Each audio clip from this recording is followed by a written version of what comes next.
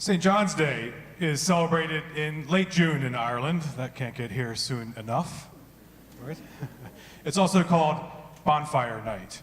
It's an ancient ritual centered on the summer solstice, and its roots trace their way back to a time well before its namesake saint.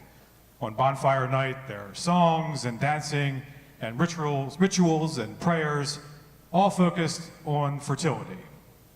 No, not that fertility, on the good harvest, hope for the fall.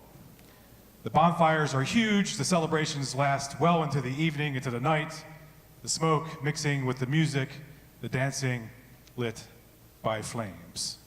In the morning, when the fires have died down, the ashes are used to fertilize the fields. The prayers and dreams thrown into the fire the night before are fertilize for hope. And the dancing, as it always has been, is fertilizer for dreams.